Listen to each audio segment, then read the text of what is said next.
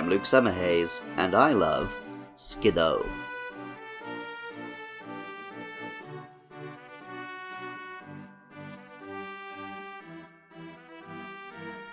Goats appear in some European folklore, like with Thor's sleigh being pulled by goats, and the Yule goat being a straw Christmas tradition. Once upon a time, nature deities were depicted with goat-like legs. But as the spread of Christianity sought to demonize pagan imagery, goat-like features became associated with the devil in Western minds. This is a shame, as goats are docile, friendly animals with remarkable endurance and almost supernatural sure-footedness, which allows them to climb rock faces with a steepness that appears vertical to us. Humans domesticated goats more than 11,000 years ago, alongside cows and sheep, and second only to dogs, man's original best friend.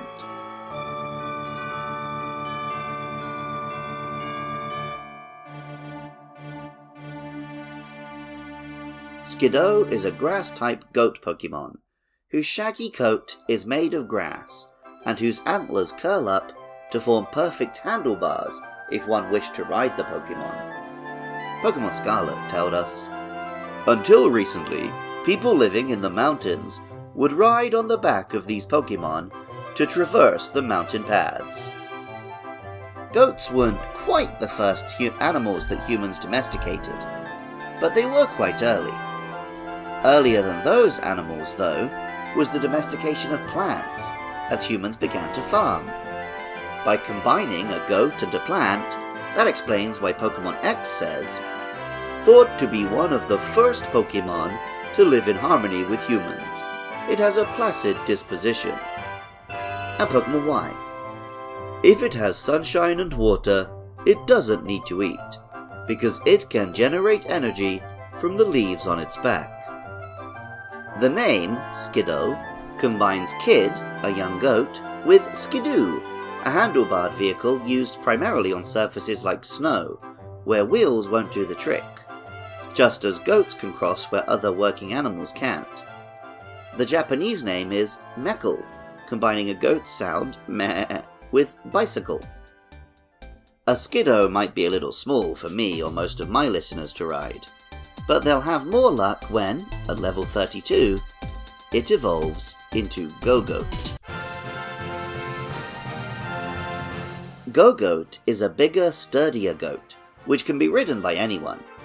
In fact, players could ride a Gogoat in Pokemon X and Y, the first games to allow riding on pocket monsters beyond surfing, though they hadn't quite ditched the traditional bicycle or replaced the old HM moves yet. Pokemon X tells us, "It can tell how its trainer is feeling by subtle shifts in the grip on its horns. This empathic sense lets them run as if one being." Although goats were domesticated a long time ago, more so than cows or sheep, their wild relatives are still quite prevalent. Wild herds of Gogoat are also up in the mountains. Pokemon Violet tells us, "These Pokemon live in herds in mountainous places. The victors in their contests of clashing horns will become leader of the herd." The name Gogoat is the same in Japanese and English, combining goat, the animal, and go, the verb. While people can go places by riding them, they may also chant "Go!" in battle. Gogoat is not huge on the competitive scene, but nice bulk and an array of moves and abilities that can boost attack, speed, or defense give it some options. These days, we often hear people or things called the GOAT, the greatest of all time. Skiddo and Gogoat aren't my personal favourite Pokemon, but the beautiful thing about Pokemon is that you know that for someone out there, these critters are indeed the GOAT. Music for Luke Loves Pokemon is by Jonathan Cromie. Artwork for the show is by Katie Groves. If you enjoy the podcast, find out about my other shows at podcastiopodcastius.org, or get in touch on Blue Sky at podcastpodcast, or support the show at patreon.com/podcastiopodcastius. I love hearing from listeners. Up next are Pancham and Furfrou. so hit me up about those or any other Pokemon. Even if you don't feel like doing any of that, thank you so much just for listening. I love Skiddo, and remember, I love you too.